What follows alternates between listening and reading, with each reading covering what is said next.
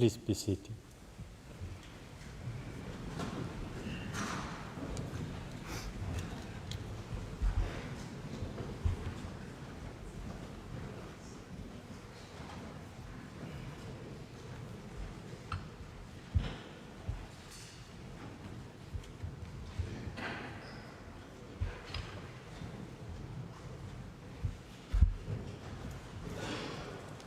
The sitting is resumed. I will now give the floor to Mr. Staker. You have the floor. Mr. President, members of the court, it's an honor to appear before you again, now on behalf of Myanmar. I will address you on two of the prerequisites for provisional measures, prima facie jurisdiction and prima facie standing. But I begin with some background facts pertinent to both issues, taken from publicly available documents contained in the Judges folder under Section 3, tabs 3.1 to 3.17.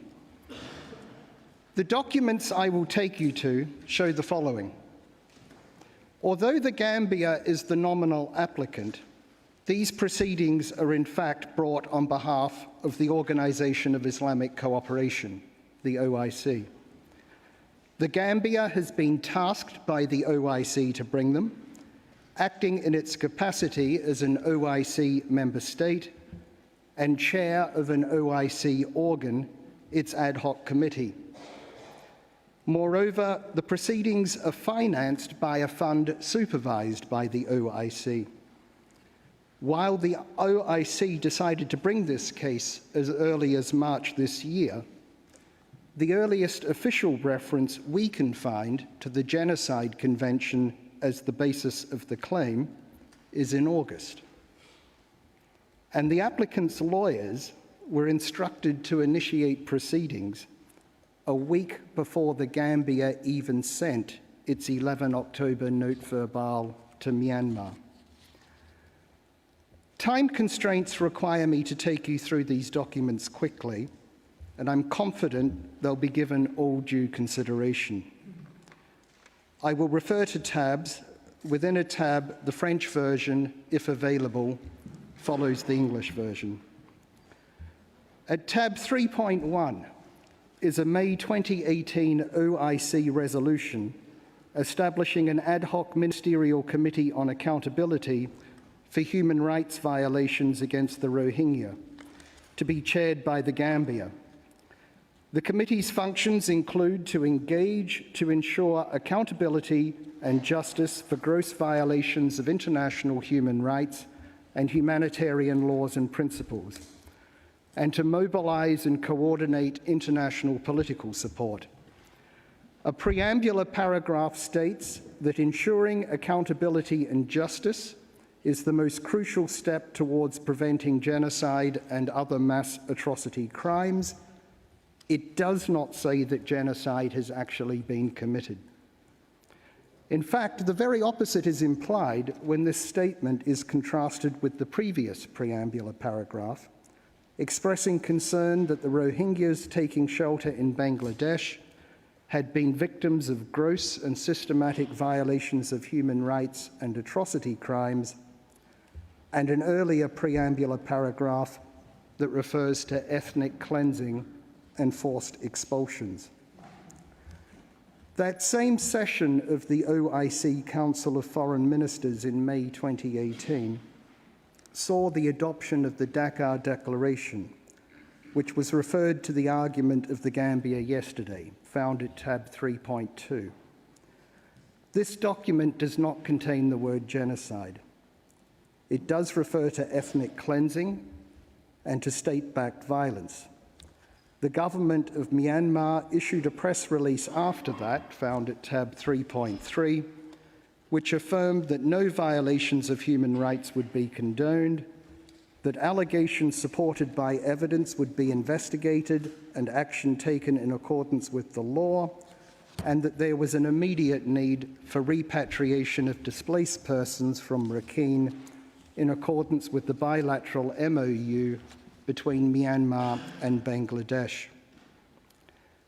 On 25 September 2018, the President of the Gambia made a statement in the General Assembly, relied on an oral argument yesterday, in which he referred to terrible crimes against the Rohingya Muslims, but made no mention of the Genocide Convention or of genocide at all. At tab 3.4 is an OIC resolution from March this year, virtually identical to the one at tab 3.1, with the same preambular paragraphs. Then at tab 3.5 is another resolution adopted at the same session, in which member states decide to endorse the ad hoc committee's plan of action to engage in international legal measures to fulfill the ad hoc committee's mandate and to call upon member states to contribute voluntarily to the budget of the plan of action.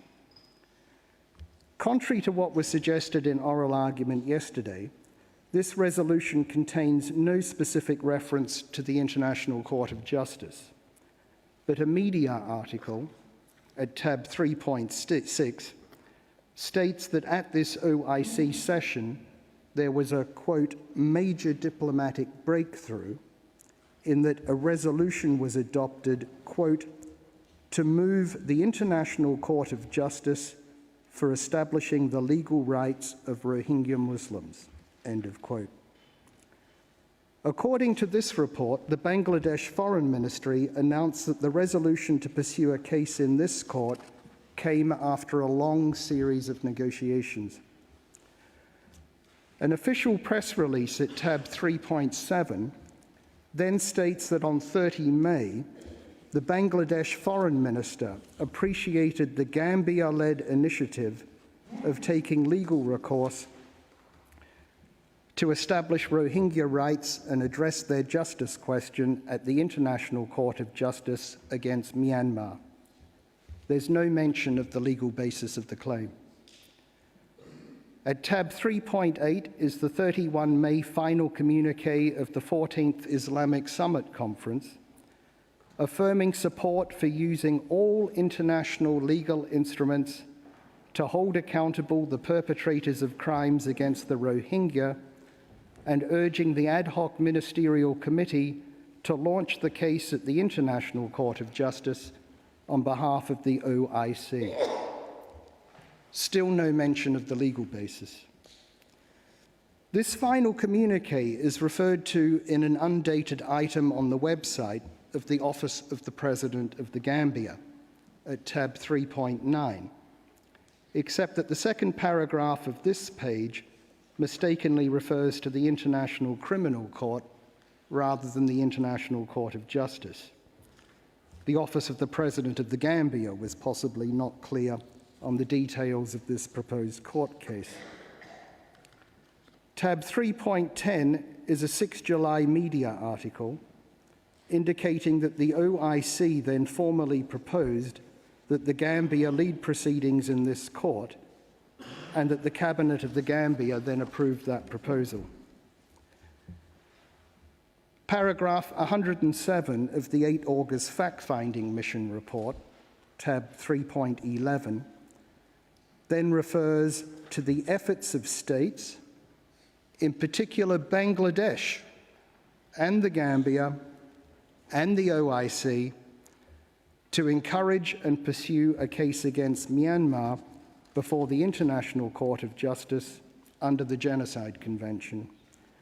This is the earliest official document we are aware of referring to the Genocide Convention as the proposed basis of the claim.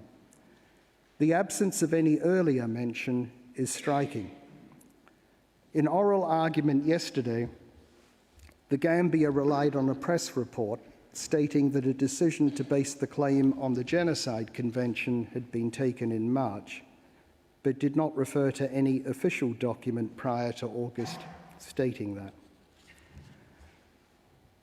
The document at tab 3.12 then says as follows: these proceedings are funded by voluntary donations from OIC member states.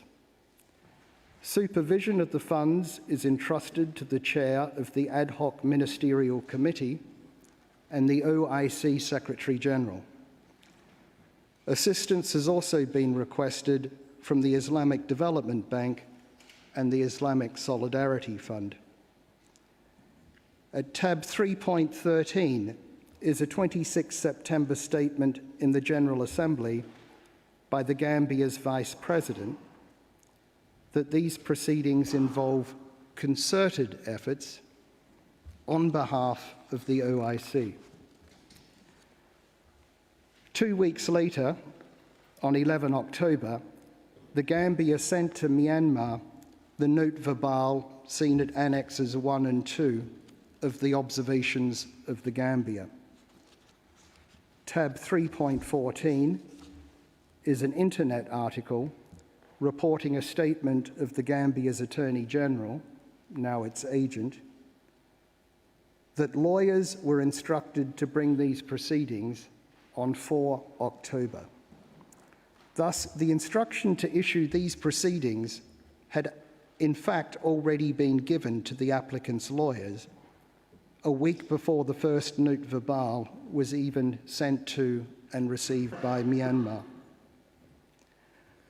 Tab 3.15 is an 11 November item on the website of the law firm representing the Gambia, confirming that the OIC appointed the Gambia, an OIC member, to bring this case on its behalf. Tab 3.16 is an article from the Jakarta Post on 19 November, an example of media confirming that this case is brought on behalf of the OIC. At tab 3.17, the OIC confirms on 24 November that these proceedings have indeed been brought by the Republic of the Gambia as chair of the OIC Ad Hoc Ministerial Committee, and that the Gambia has been tasked with submitting the case to the ICJ following a decision by the OIC heads of state. And I note that on 12 November, after this case had already been introduced, Myanmar sent the note verbal found at Annexes 3 and 4 of the Observations of the Gambia, to which the Gambia's response is at Annexes 5 and 6 of the Gambia's Observations. Mr. President, members of the Court, it is unprecedented for a state to invoke the Court's contentious jurisdiction as the proxy for an international organization. The actual season of the Court was performed by the Gambia as chair of the OIC Ad Hoc Ministerial Committee as an organ of the OIC, not in its capacity as a contracting party to the Genocide Convention. While the Gambia is said to be leading this OIC initiative, it is unknown who else is controlling it. It is unknown which states have donated what to the voluntary fund, or whether the donors are even confined to states. This is a circumvention of the limitations of Article 34 of the statute. Only states may be parties in cases before the court. An international organization without even a mandate to seek an advisory opinion from the court is seeking to circumvent that restriction by nominating a state to act as its substitute and bring a contentious case. If permissible, this would allow the restrictions on personal jurisdiction, which are matters of public policy, to be evaded virtually at will simply by nominating a mandatory. Furthermore, Myanmar's consent to the court's jurisdiction is valid only vis-à-vis another state accepting the same obligation. It must be inapplicable where the substantive applicant is an intergovernmental organisation with no standing before the court. Indeed, of the OIC's member states, 13 are not even parties to the Genocide Convention, while 7, including most importantly Bangladesh, have made reservations to its Article 9 that prevent them from bringing proceedings against Myanmar under Article 9 of that convention. For this reason alone, jurisdiction is lacking. Mr. President, members of the court, a further requirement that is essential for the exercise of the court's contentious jurisdiction is the existence of a dispute. This is also expressly required by Article 9 of the Genocide Convention, which provides only for the submission to this court of disputes between contracting states. In the absence of a dispute, Article 9 of the Genocide Convention simply doesn't apply. The erga omnes parties character of obligations under the Genocide Convention does not mean that the Gambia can bring these proceedings in the absence of a dispute, specifically between the two parties now before the court. In Belgium versus Senegal, while the court accepted that the erga omnes parties character of a treaty obligation might be of some relevance to standing, the court's consideration of jurisdiction proceeded on the obvious premise that there had to be a dispute between Belgium and Senegal for there to be jurisdiction under the Convention Against Torture.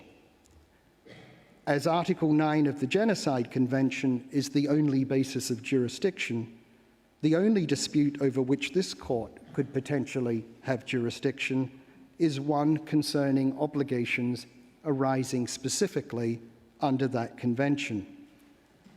The court has no potential jurisdiction over disputes concerning customary international law obligations regarding genocide, or disputes concerning alleged breaches of other treaty or customary international law obligations, even if those alleged breaches are of obligations under peremptory norms or of obligations which protect essential humanitarian values and which may be owed erga omnes. For the court to have jurisdiction, there must accordingly be first, a dispute, which secondly is specifically between the Gambia and Myanmar, and which thirdly concerns specifically the interpretation, application, or fulfillment of the Genocide Convention. Beginning with the second of these requirements, there is no dispute between the Gambia and Myanmar because these proceedings are in fact brought on behalf of and funded by the OIC. We see that the applicant delegation here in court includes several high-ranking officials of the OIC. If any dispute has been brought before the court, it is the OIC's, not the Gambia's. But even aside from that, there is no dispute at all. According to the established case law, the existence of a dispute is determined as at the date on which the application is submitted to the court. The allegations contained in the Gambia's application and the arguments within these proceedings cannot generate a dispute de novo if one did not already exist at the date of the application. For a dispute to exist, it must be shown that the claim of one party is positively opposed by the other, and that the two sides hold clearly opposite views concerning the question of the performance or non-performance of certain international obligations. The Gambia relies on several matters to establish the existence of a dispute. First, the Gambia relies on various OIC documents. These clearly do not give rise to a relevant dispute between the Gambia and Myanmar. They contain no positive statement that Myanmar is in breach of its obligations under the Genocide Convention. Indeed, as I've explained, the preamble to two OIC resolutions implies the opposite. In any event, this court has affirmed that a state's vote on a resolution of an international organization is not of itself indicative of that state's position on each proposition within the resolution, let alone of the existence of a legal dispute with another state regarding one of those propositions. Furthermore, Myanmar is not a member of the OIC, and there's nothing to indicate that Myanmar was put on notice of all of its resolutions. Secondly, the Gambia relies on reports of the fact-finding mission. However, statements in reports of the fact-finding mission do not constitute claims by the Gambia or the OIC or its member states. Statements by the fact-finding mission do not put Myanmar on notice of what particular claims those states and the OIC might be intending to make in court proceedings. Thirdly, the general statement by the Vice President of the Gambia that the Gambia is ready to lead concerted efforts to bring this case does not even mention the Genocide Convention. Similarly, the statement by Myanmar's Union Minister for the Office of the State Councillor does not mention the Genocide Convention. In short, these documents do not amount to allegations against Myanmar of violations of the Genocide Convention and are not otherwise sufficient to found a justiciable dispute between the parties. There is then the 11 October note verbal. The Gambia's case is that because Myanmar failed to respond to it within a month, by 11 November, a dispute between the parties concerning the matters set out in that document had suddenly arisen. However, the existence of a dispute can be inferred from a failure to respond to a claim only in circumstances where a response is called for and where an acceptable time for any response has expired. This note verbal did not call for a response. It contained only a sweepingly general claim that Myanmar had responsibility for the ongoing genocide against Myanmar's Rohingya population. It contained no particulars. It does not specify which particular facts are relied on in support of the assertion of that responsibility. It does not specify which provisions of the Convention are claimed to have been violated by which facts. It provides no particulars of the facts that are alleged to constitute Myanmar's refusal to acknowledge and remedy its responsibility. It refers only in the most general way to the reports and findings of the fact-finding mission and to OIC resolutions, but specifies only one of each, and generically to obligations under the Genocide Convention, customary international law, and human rights covenants.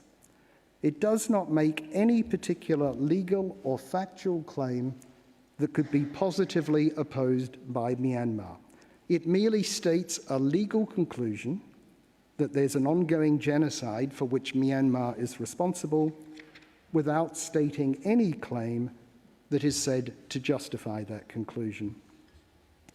It cannot be sufficient for there to be a dispute under Article 9 of the Genocide Convention that the applicant has referred the respondent to a report of an international organization or an NGO or anyone else suggesting that the latter is in breach of its obligations under that convention and that the latter has not responded.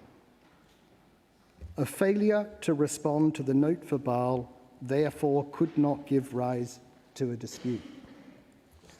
However, even if it could,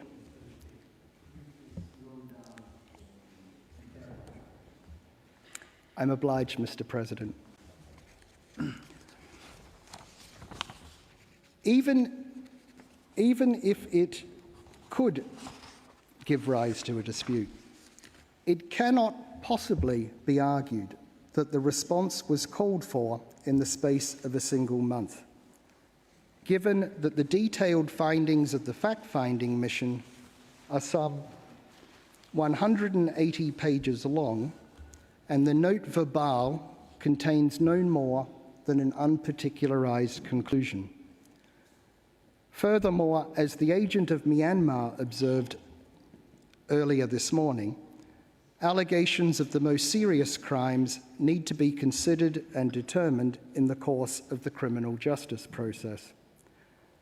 These are not matters on which political representatives of countries can be required to take firm positions in short spaces of time, and even less so where the state making such a claim does not provide any timeline for any such response in the first place. The second Gambian note verbale of 24 November adds nothing. It was sent after this case had already been brought and cannot ex post facto bring about a relevant dispute. In any event, it does nothing further to identify a legal claim. Furthermore, the OIC, on whose behalf the proceedings are brought, has never directly accused Myanmar of violations of the Genocide Convention. Rather, the OIC has expressed support more generally for using all international legal instruments to hold accountable the perpetrators of crimes. These proceedings are the initiative of an OIC subcommittee whose task is generally to engage to ensure accountability and justice for gross violations of international human rights and humanitarian law and principles. The impression is that the OIC wanted to bring a case before the court, but was not particularly concerned with the legal basis of the claim, that Article 9 of the Genocide Convention was simply identified at some point by someone as a vehicle for invoking the court's jurisdiction, and that the OIC would have been equally prepared to use any other treaty it could identify for that purpose.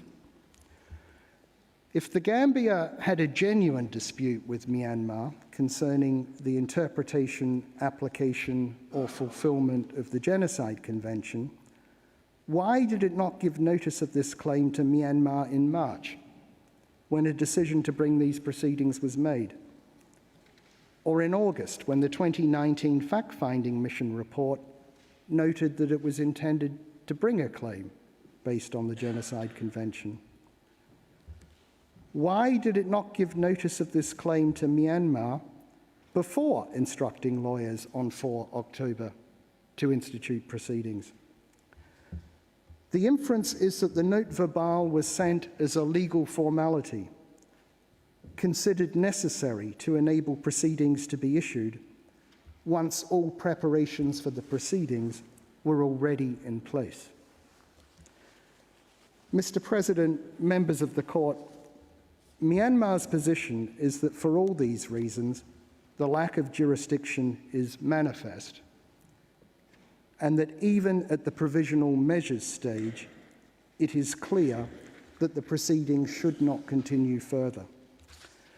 The appropriate course would be to strike the case from the court's general list. As the court said in 2 of the previous cases where it adopted such a course at this stage, it would most assuredly not contribute to the sound administration of justice to keep a case on the general list when it appears certain that the court cannot adjudicate on the merits. Mr. President, members of the court, I now turn to the issue of prima facie standing. The Gambia says it has standing to bring the case, even though it is not specifically affected by the subject matter of the claim, because of the erga omnes and erga omnes parties character of obligations owed under the Genocide Convention. At the outset, I note that erga omnes and erga omnes parties are not the same thing. The term erga omnes refers to obligations under customary international law owed to the international community as a whole.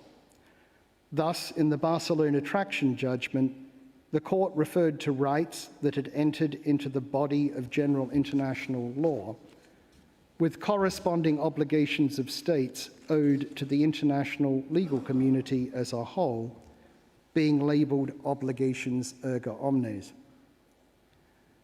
On the other hand, the term erga omnes partes refers to multilateral treaty obligations. Such obligations are owed only to the community of states parties to that particular treaty. As this court said in Belgium versus Senegal, each state party has an interest in compliance with such obligations. Myanmar accepts that at least some obligations under the Genocide Convention are erga omnes partes. However, even if the Gambia has an interest in Myanmar's compliance with erga omnes partes obligations under that convention, it does not follow without more that the Gambia also has standing to bring a case before the court in respect of a claim breached by Myanmar without being specially affected. A state that is specially affected by the events, the subject matter of these proceedings, is obviously Bangladesh. However, Bangladesh could not have instituted these proceedings without the consent of Myanmar because of a reservation that it has made to Article 9 of the Genocide Convention.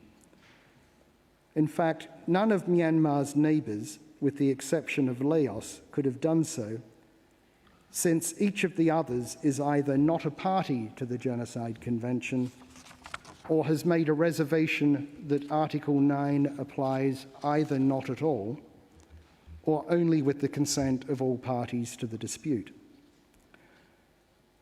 If a state such as the Gambia, that is not specially affected by an alleged breach of treaty, could bring a case, in circumstances where a state that is specially affected cannot, this would represent a major inroad into fundamental principles concerning the consensual nature of this court's jurisdiction. Indeed, the implications are far wider than this. If a state not specially affected can seek enforcement of erga omnes partes obligations by bringing a claim in this court, there would be no reason why it could not seek enforcement of those obligations by other means permitted under international law, such as by taking countermeasures. Yet, in the course of its work on its draft articles on state responsibility, the International Law Commission noted, in the context of countermeasures, that even accepting the proposition on the basis of the Barcelona traction case, that states at large had a legal interest in respect of violations of certain obligations, it did not necessarily follow that all states could vindicate those interests in the same way as directly injured states.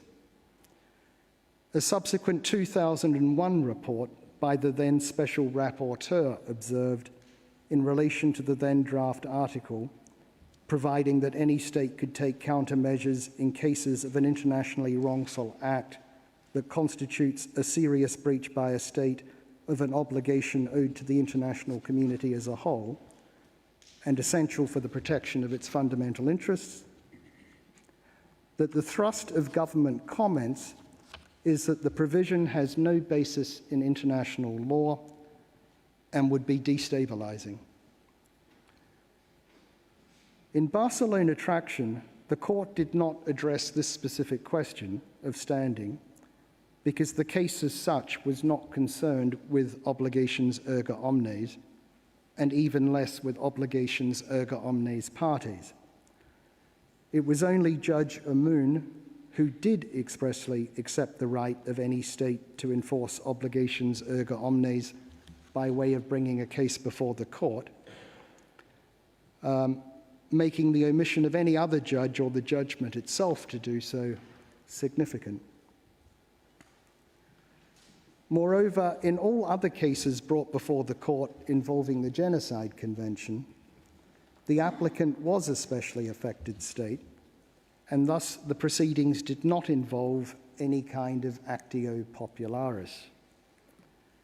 In the Bosnia genocide case, Judge Oda, in fact, expressed the view that while legal obligations arising under the Genocide Convention are borne in a general manner erga omnes by the contracting parties, a failure to comply with such obligations cannot be rectified by an interstate dispute before this court, while the late Roberto Argo had previously taken the same view.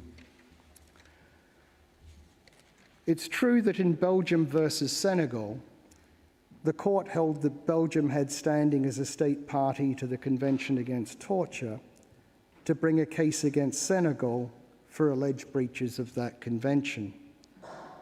The court therefore declined to pronounce on whether Belgium also had a special interest with respect to Senegal's compliance.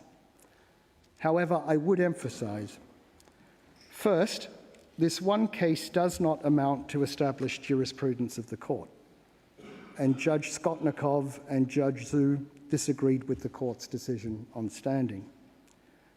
Secondly, Belgium itself did in fact claim to be an injured state under Article 42b(1) of the ILC Articles on State Responsibility. And thirdly, Belgium was indeed affected by the outcome of that case.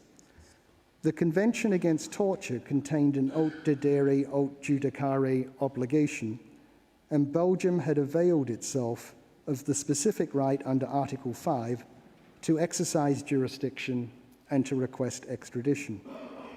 This case was thus not a genuine actio popularis brought by a state that was individually completely unaffected by the subject matter of the claim. In contrast, the Genocide Convention contains no aut dedere aut judicare obligation, and indeed Myanmar has made a reservation to Article 6 of the Genocide Convention that prevents the courts of any other state from exercising jurisdiction over genocide allegedly committed in its territory. Ultimately, no decided case is precedent for standing for a pure actio popularis of this kind. While every state to whom an erga omnes parties obligation is owed may have an interest in compliance with that obligation and may even be entitled to invoke the claim breach in international relations, when it comes to standing to bring a claim before this court, a balance has to be achieved. Allowing a pure actio popularis would open potential floodgates, to use a hackneyed but apt expression. Normally, it is states most specially affected by international crises who are involved in diplomatic negotiations and practical initiatives to seek a resolution of the situation. It is those states who are best placed to judge when the bringing of a case before this court would help or hinder those efforts. Allowing any state party to a major international treaty like the Genocide Convention, no matter how far removed from events they are, to bring a case such as this at any time of its own choosing against any other contracting party could well prove counterproductive to such diplomatic negotiations and practical initiatives. Furthermore, even if, contrary to my submissions, such an actio popularis was possible, this would not mean that the court could order provisional measures in such a case. Under Article 41, paragraph 1 of the statute, the court only has power to indicate provisional measures to preserve the respective rights of either party. And there is also one further reason why the Gambia has no standing. Myanmar has made a reservation to Article 8 of the Genocide Convention. As the court is aware, Article 8 states that any contracting party may call upon, saisir in French, the competent organs of the United Nations to take such action under the Charter of the United Nations as they consider appropriate for the prevention and suppression of acts of genocide. However, Myanmar's reservation means that Article 8 does not apply to it. Article 9 of the Convention, to which Myanmar has made no reservation, clearly confers jurisdiction on the court in the circumstances described. However, this court can only exercise jurisdiction if it's first validly seized of a case. Valid seizin of the court, saisine de la cour, thus constitutes a necessary condition precedent to the exercise of the court's contentious jurisdiction. We submit that Article 8, as confirmed by its wording, deals with seizin. It permits any of the contracting parties of the Convention to seize any competent organ of the United Nations with any alleged situation of genocide and to request it to take action under the Charter of the United Nations, of which the court's statute forms an integral part. The reference in Article 8 to competent organs of the United Nations must include this court, which, to state the obvious, is one of its principal organs. Even if the conclusion were to be reached that a genuine actio popularis is possible under the Genocide Convention, sed quod non, this would be the result of Article 8, rather than the result of Article 9. By contrast, Article 9 does not refer to any dispute. It's confined to disputes between the contracting parties in relation to the interpretation, application, or fulfillment of the present convention. Nor does Article 9 speak of any contracting parties. It applies only to the contracting parties and the parties to the dispute. These linguistic differences make clear that Article 9 has a narrower remit than Article 8. Thus, where, as here, the respondent state has made a valid reservation to Article 8, the effect is that the court cannot be seized of this case, even though there's no reservation to Article 9. And as this court has said, the consent allowing for the court to assume jurisdiction must be certain. Whatever the basis of consent, the attitude of the respondent state must be capable of being regarded as an unequivocal indication of the desire of that state to accept the court's jurisdiction in a voluntary and indisputable manner. On any view, it's evident from the fact of Myanmar's reservation to Article 8 that it has not given any such unequivocal indication in an indisputable manner. And for all these reasons, Myanmar submits that the Gambia has no prima facie standing. Mr. President, members of the court, as a prelude to Ms. Okoa's observations, I will finally address you on the wording of the 6 provisional measures requested by the Gambia. The first 2 provisional measures requested by the Gambia in paragraphs 132A and B of the application are essentially the same as the first 2 orders that it seeks by way of final relief in paragraph 112. It seeks provisional measures requiring Myanmar to comply with the Genocide Convention and final relief finding that it has breached the Genocide Convention. Now, it may be that there's a precedent for this, in that these first 2 requested provisional measures are very similar to the first 2 provisional measures indicated in the Bosnia genocide case. But that does not mean that the court should now follow a 26-year-old precedent given before such developments as the recognition since Legrand that orders for provisional measures are legally binding.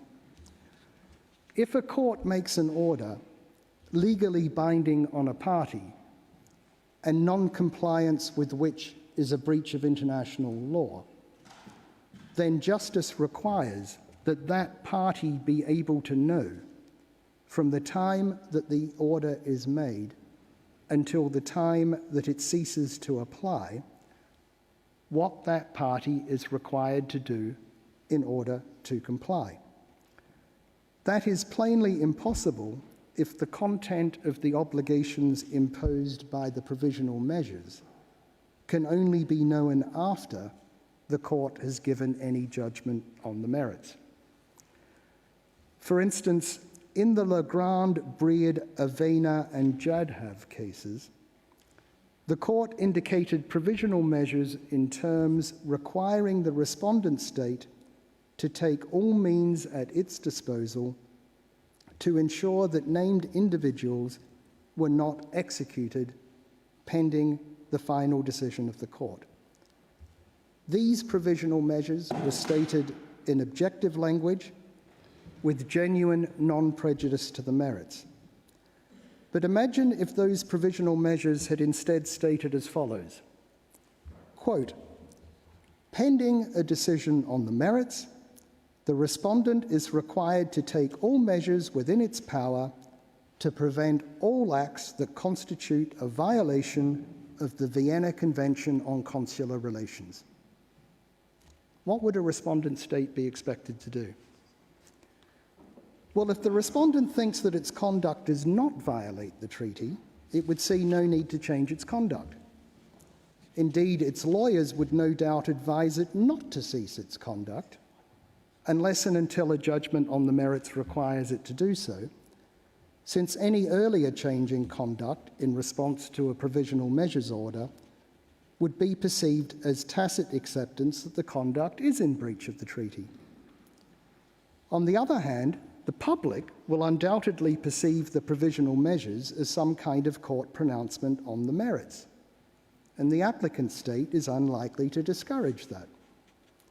If the respondent does not change its conduct, the applicant will now accuse it of breaches of the provisional measures order as well. There will now be two disputes instead of one. Provisional measures orders of this kind will do little to preserve the respective rights of either party or to avoid an aggravation of the dispute, which is what they're meant to do. And indeed, there's a further problem.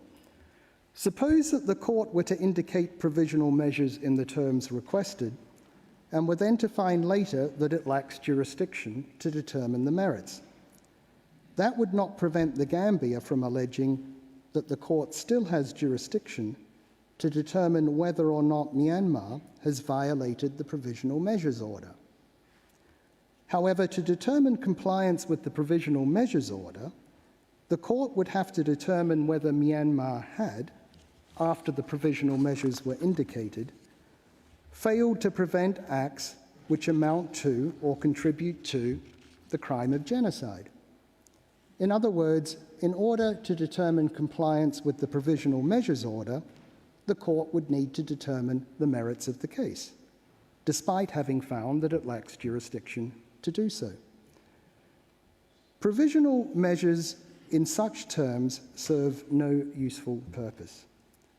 Myanmar, as a party to the Genocide Convention, is bound to comply with its terms in any event, and an order from this court requiring it to do so does not in any way add to its obligations. But if granted by the court, politicians, activists, and journalists will herald the ruling as a first step in condemnation of the respondent.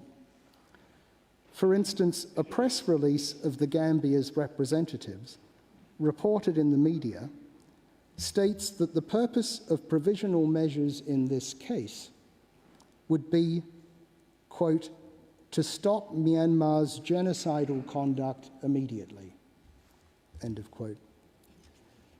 Also in oral argument yesterday, Mr. Sands said that the effect of the first and second requested provisional measures is, quote, to prevent the further genocide of the Rohingya group. Both thereby suggest that a grant of provisional measures would be an acknowledgement that the applicant's claim on the merits had already been established. For this reason, judges of the court have sometimes pointed to the danger of prejudgment of the merits in the award of provisional measures. Indeed, commentators have warned of the danger of requests for provisional measures being made for this very purpose, as part of a political or litigation strategy. It has been said that in some cases the applicant may see the request for provisional measures as more important than the proceedings on the merits, brought in the hope that the court will make statements that the applicant can use to its advantage before world public opinion, even if the court subsequently finds that it lacks jurisdiction in the main proceedings. Furthermore, and apart from anything else, it's impossible to know what precise conduct might be within provisional measures worded in such broad terms. The Gambia has suggested that these provisional measures might affect, for instance, restrictions on movement in Rakhine State, or the process for applying for national verification cards. How would Myanmar know if or how that was so? If there's currently an armed conflict in Rakhine State, will it be suggested that measures taken to deal with this are a breach of these provisional measures, if they're indicated? As to the third provisional measure requested in paragraph 132C of the application, for similar reasons, if Myanmar is to be directed not to destroy evidence, it's required to know what that evidence might be. Of what consists, quote, any evidence related to the events described in the application? The fourth provisional measure, requested in paragraph 132D of the application, is that no action be taken which might aggravate or extend the existing dispute. However, any dispute, even if the court finds there to be one, consists of the sending by one party to the other of a single note verbal. It's difficult to see that being aggravated or extended in a way requiring provisional measures. Furthermore, this kind of provisional measure is only indicated in conjunction with other concrete measures. The fifth provisional measure, requested in paragraph 132E of the application, would require both Myanmar and the Gambia to report to this court on measures taken. Such a provisional measure would be akin to the reporting obligation under, say, Article 40 of the International Covenant on Civil and Political Rights, or Article 19 of the Torture Convention. However, the Genocide Convention contains no such reporting obligation, nor any specific supervisory body. And if it did, this court would not be the body to which such reports would be submitted. It's not the role of the court to create human rights monitoring machinery through provisional measures not foreseen in the treaty that allegedly provides for the court's jurisdiction. The sixth provisional measure was requested only on 9 December and would require Myanmar to grant access to and cooperate with United Nations fact-finding bodies that are engaged in investigating alleged genocidal acts. This is not a provisional measure. This is not a measure that would preserve existing rights of the parties pending a final decision by the court. Myanmar is at present under no obligation under international law to permit access to its territory to, for instance, the fact-finding mission or the special rapporteur on Myanmar. Furthermore, even if such an obligation did exist, the basis of any such obligation would not be the Genocide Convention. This provisional measure goes well beyond preservation of any existing rights. It would create entirely new substantive obligations of Myanmar vis-à-vis certain United Nations bodies. Such obligations would have nothing to do with the Gambia unless the Gambia is contending that such a reporting obligation would be erga omnes. There is no principled basis for this requested provisional measure.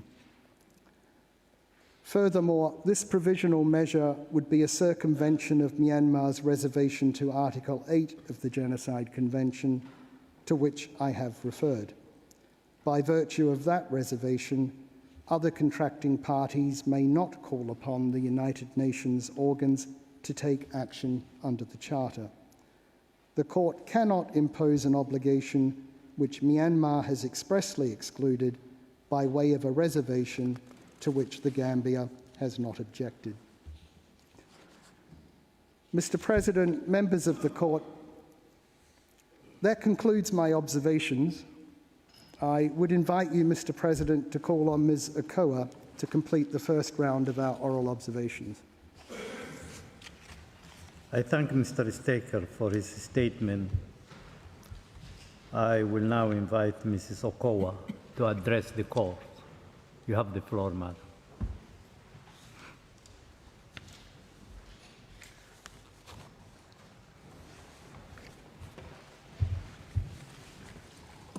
Mr. President, Madam Vice President, members of the court, I appear before the court for the first time. It's a great honor for me to do so on behalf of the Union of Myanmar. I will address you on the last of the prerequisites for the indication of provisional measures, namely the requirement that there must be a real and imminent risk of irreparable prejudice to the rights in dispute before the court gives its final decision. In 4 cases in which a request for provisional measures was not granted, the applicant state had failed to demonstrate urgency of the measures sought. We argue that notwithstanding what you heard from Mr. Reichler yesterday, the case for ordering provisional measures in this case is not blindingly obvious. We argue that the Gambia's request fails to meet the threshold for provisional measures as developed in the court's jurisprudence and fails to satisfy the requirement of urgency. I will develop 4 points in these submissions. The first is that in order to meet the final requirement, the Gambia needs to satisfy the court that there is a real and imminent risk of Myanmar committing breaches of the Genocide Convention prior to the conclusion of these proceedings. Secondly, the current situation in Myanmar is inconsistent with the existence of an imminent risk of genocide. Myanmar is currently engaged in repatriation initiatives to support the return of displaced persons presently in Bangladesh. These have the support of a range of regional and international actors, support which would not be forthcoming if there was an imminent or ongoing risk of genocide. Thirdly, Myanmar is currently engaged in a range of initiatives aimed at bringing stability to Rakhine State, protecting those who are there or who will return there, and bringing to account those responsible for past violence, actions which are inconsistent with it harboring genocidal intent, as alleged by the Gambia yesterday. Finally, the Gambia has failed to provide any evidence to support its claim that the recent instability in Rakhine State is attributable to Myanmar and fails to acknowledge the role of the insurgent groups in the region. I will now turn to the legal principles relevant to provisional measures. The requirements of irreparable prejudice and urgency are well established in the court's jurisprudence. However, it's useful to make 2 brief observations on how these principles apply to the Gambia's request. The first is that provisional measures are indicated only where there is a risk that irreparable prejudice could be caused to the rights sub judice. The court would therefore need to be satisfied that there is a real and imminent risk of Myanmar committing breaches of the Genocide Convention prior to the conclusion of these proceedings. All this, of course, is assuming that the court is satisfied that it has jurisdiction, that the Gambia has standing to bring this claim, and that there is a plausible case that the breaches of the Genocide Convention might occur, which, for the reasons given by Professor Chabas and Mr. Staker, is not the case. The second is that provisional measures are concerned with future threats, not past events. the court must be satisfied that there exists today a real and imminent risk of irreparable prejudice to the claimed right. I turn now to address the application of these principles in the circumstances of the case at hand. There are 4 submissions that I would like to develop in that regard. My first point goes to urgency. The decision to launch these proceedings was taken as early as March 2019. The application was then filed as late as November 2019, more than half a year later. So was there something that happened in November or October that made them urgent? If the Gambia really believed that there was an urgent need to protect, would it not have shown greater diligence in bringing its case and its request for provisional measures? The Gambia's request fails to advance a change in circumstances necessitating this application. The second submission is that a number of regional and international actors are currently supporting repatriation in Rakhine State of displaced persons currently in Bangladesh. The United Nations High Commission for Refugees has been at the forefront of supporting repatriation efforts. Together with the United Nations Development Programme, it has entered into a memorandum of understanding with Myanmar regarding the repatriation process in June 2018. In May of this year, the memorandum of understanding was extended until 5th June 2020, and in August, the United Nations High Commission for Refugees confirmed its continuing support for the repatriation effort. The United Nations Development Programme, the United Nations High Commission for Refugees are currently implementing a total of 43 quick impact projects in Rakhine State. As part of a confidence-building exercise, we know that senior officials from Myanmar have met with displaced persons in Bangladesh with the support of the United Nations High Commission for Refugees. Mr. President, members of the court, it is improbable, to say the least, that the United Nations High Commission for Refugees, an organization with eyes and ears on the ground, will be facilitating meetings between displaced persons with a view to their repatriation to Myanmar. Mrs. Okowa. Yes. Sorry, could you kindly speak more slowly for the interpreters? I will just go over the last sentence then. Mr. President, members of the court, it's improbable, to say the least, that the United Nations High Commission for Refugees, an organization with eyes and ears on the ground, would be facilitating meetings between displaced persons with a view to their repatriation to Myanmar if there were any reason to believe that those who would return are at imminent risk of genocide. The unequivocal and continuing support of both the United Nations High Commission for Refugees and the United Nations Development Programme for Myanmar's repatriation program cannot be reconciled with the suggestion of such a risk. What is more, in November this year, the Association of Southeast Asian States expressed their support for a more visible and enhanced presence and enhanced role for ASEAN to support Myanmar in providing humanitarian assistance, in facilitating the repatriation process, and promoting sustainable development of Rakhine State. This was the position reached following the deployment of the ASEAN Emergency Response and Assessment Team from Indonesia, Malaysia, Singapore, and Thailand to Myanmar in March 2018 to assess the readiness of the transit and reception centers. In their assessment, the ASEAN team found that systems prepared by Myanmar government for the repatriation of returnees are all in place and operational, noting that it is evident that significant efforts have been made by the government of Myanmar to facilitate a smooth repatriation process. Bangladesh, the country that has borne the brunt of the crisis, has also entered into a memorandum of understanding with Myanmar to provide an organized framework for repatriation of displaced persons. Under the memorandum, there shall be no restrictions on the number of persons who will be repatriated as long as they can establish bona fide evidence of their residence in Myanmar.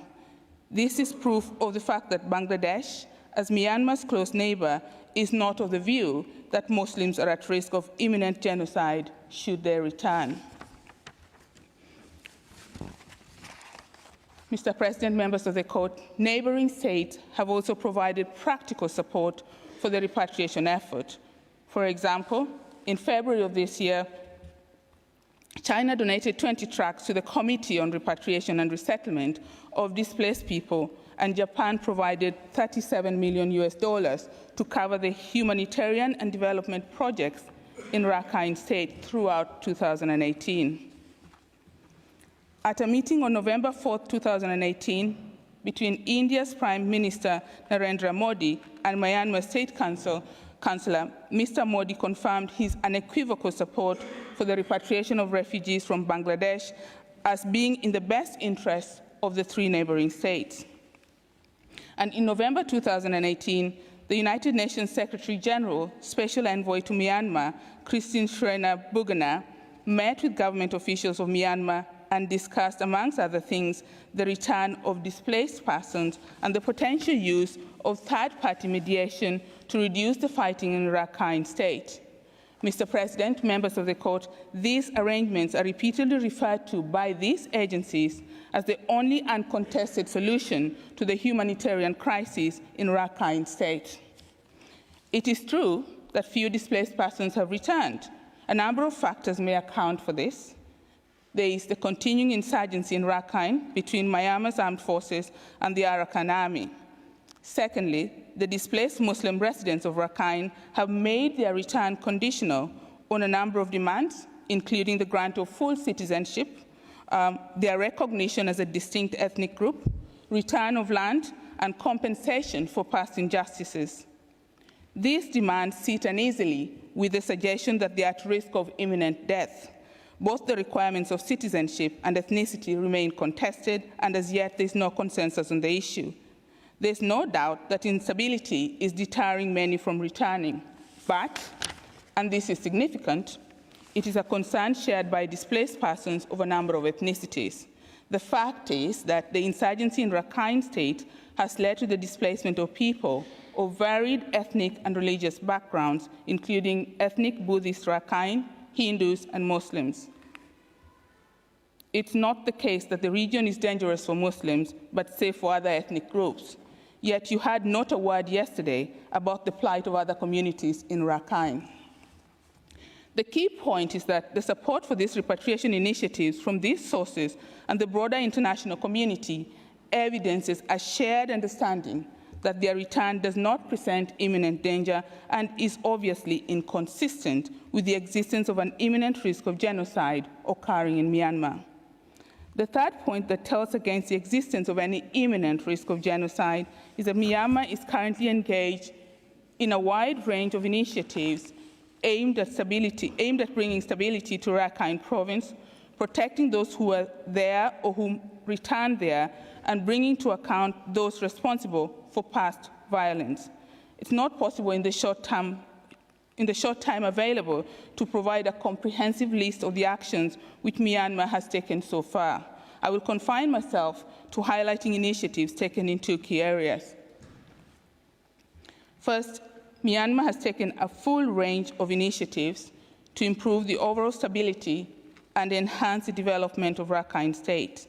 These have included the establishment of the Central Committee on the Implementation of Peace, Stability and Development of Rakhine State, led by the State Councillor, Myanmar's agent in these proceedings. The Rakhine State Investment Committee, tasked with enabling local communities to derive benefit from investment, as well as to promote participation by the local population. The Committee for Supporting Peace and Stability in Rakhine, and the Advisory Commission on the Rakhine State, then chaired by the late UN Secretary General Kofi Annan, to advise on how best to achieve stability, development, and meaningful coexistence between the different groups in Rakhine province. In a recent report, progress was recorded in implementing recommendations by the Commission. This included significant investment in transport, infrastructure, with the construction of 9 industrial roads nearing completion and 49 bridges in progress, as well as the implementation of 100 new houses for the relocation of Taung Pao, internally displaced people's camp. Secondly, the government of Myanmar has undertaken several initiatives to investigate the violence that occurred since the regrettable events of 2016 and 2017. This has included the establishment in December 2016 of the Investigation Commission on Mount Down to probe into the background causes of the attacks on 9th October and 12th to 13th September 2016. In February 2018, a military court established in Mansi Township sentenced 6 soldiers to 10 years imprisonment for their role in the killing of 3 men. The establishment in July 2018 of the Independent Commission of Inquiry to investigate the allegations of human rights violation and related issues in Rakhine State is also worth noting. We also have the establishment in March 2019 of a military court of inquiry to investigate incidents relating to the terrorist attacks which occurred in Budidaung, Maudang region. The Court of Inquiry has conducted investigation in Budidaung and Maudang townships. On the 25th of October 2019, it was announced that the military court will begin court-martial proceedings against a group of soldiers involved in fighting against the Arakan Rohingya Salvation Army in Gudapin village in Budidaung Township. Regional and international bodies, including the Association of Southeast Asian Nations, have expressed support for these measures aimed at accountability. Mr. President, members of the court, these initiatives, as well as the international effort to repatriate displaced peoples, are completely at odds with the case presented by the Gambia. If the Gambia's allegations were to be taken at face value, it would have to follow that in all of the aforementioned initiatives, Myanmar is acting in bad faith, participating in all these initiatives, whilst in truth harboring an entirely inconsistent genocidal intent. Such bad faith on the part of a state cannot be assumed by the court, even at the provisional measure stage, in the absence of sound evidential basis to that effect. Turning to Gambia's case, it's worth noting what is omitted from the portrayal of the current situation, no doubt quite deliberately. Conspicuously absent is any acknowledgement of the complexity of the situation in Rakhine State. There is no mention of an ongoing insurgency in Rakhine between militant Muslim groups, Arakan Rohingya Salvation Army, and separatist Rakhine groups like the Arakan Army, opposed to the union with Myanmar. Significantly, the Gambia does not cite any material which conclusively attributes recent attacks against homes and villages to the organs of the state of Myanmar. What is more, no state in the region, not even Bangladesh, has asserted that the displaced persons, if returning to Myanmar, would be at risk of genocide. So, for example, the International Crisis Group, in its most recent report, noted the role of the ethnic armed groups such as the Arakan Army, the separatist group excluded from the peace talks, in aggravating conflict. And just last week, the Arakan Army claimed responsibility for an attack on a ferry carrying government officials. Much is made in the application of the alleged restrictions in the freedom of movement of Muslim groups in Rakhine, who are confined in displacement camps where access is strictly controlled by Myanmar military police. But the Gambia does not mention that the deployment of the police is due to security considerations. It fails to indicate that these restrictions on movement have affected access of all communities, Muslims and non-Muslims alike, to education and also to health services. In fact, a 2019 preliminary needs assessment done by the Association of Southeast Asian Nations found that the local community in Rakhine view the presence of border guards as a critical element in rebuilding public confidence and deterring potential conflicts. The allegation of a state-sponsored policy of starvation is not supported either. The application instituting proceedings cites only 3 documents at footnotes 197 to 198, one of which is the fact-finding mission's detailed findings, merely referring to 2 other documents. One of these other documents does not refer to any deliberate state policy of forced starvation, but merely refers to concerns of people reportedly experiencing conditions of forced starvation. The other is a statement by Ms. Yang-Hee Lee, who says that there appears to be a policy of forced starvation in place, but does not give any further particulars. The region, it's acknowledged, is facing a period of great instability. There's no doubt that this is having consequences for civilians caught up in the unrest. At Myanmar's request, the Red Cross and the Red Crescent movement, comprised of the ICRC and the Red Crescent societies, have been providing humanitarian assistance in Maung Dao and Sitwe districts. The World Food Programme has been present with Myanmar's support since 2017, and it is significant that the World Food Programme, in its monthly briefings, has made no suggestion of a policy of starvation. In fact, what it reports is food shortages affecting non-Muslim ethnic groups attributable to ongoing fighting with insurgent groups. Again, the various states and organizations who are supportive of the repatriation process have not suggested that there's any state policy of starvation in place, and it's hardly likely that they would be promoting repatriation efforts if they considered that there was any such risk. To summarize, the ongoing causes and consequences of the hostilities in Rakhine State are complex and difficult to disentangle. The court is not in a position to work through the disputes of fact in the context of a provisional measures application. What is clear is there is simply no evidence that the Muslim community is at risk of acts deliberately aimed at them by Myanmar's organs at their destruction as a group, in whole or in part. Mr. President, members of the court, in our submission, the request provides no factual basis for the conclusion that there is an imminent risk of Myanmar committing breaches of the Genocide Convention. On the contrary, Myanmar has made and continues to make great efforts to de-escalate the conflict that affects Rakhine State and to advance peace, stability, and reconciliation in the region. Myanmar's efforts have been endorsed by the international actors at the highest level. Importantly, they are recognized by regional and international players, including China, Indonesia, and Japan, as the only realistic solution to a humanitarian crisis against the backdrop of an ongoing insurgency in Rakhine. It's on this note that I turn briefly to the court's discretion whether or not to order provisional measures, even if it considers that the criteria of Article 41 are met. In this case, there's a powerful factor that goes to discretion.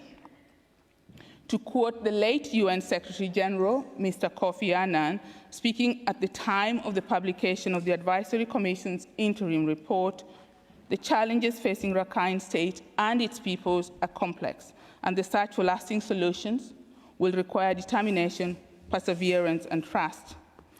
If this court were to find that there is an imminent risk of genocide in Myanmar, it would create an immediate and insurmountable obstacle to the current repatriation effort underway. This is a highly relevant factor for the court to consider when determining whether or not to grant provisional measures. However, I do stress again that Myanmar firmly and emphatically denies that the criteria in Article 41 are met in this case. This concludes the first round of oral pleading of Myanmar, and I would like to thank you very much for your kind attention. I thank Mrs. Okowa. Your statement indeed brings to an end the first round of oral observations of Myanmar. The court will meet again tomorrow, 12 December 2019, at 10 a.m. to hear the second round of oral observations of the Gambia. Myanmar will also present its second round of oral observations tomorrow at 4:30 p.m. I recall that for the second round, each party will have a maximum of 90 minutes to present its observations. Today's sitting is now adjourned.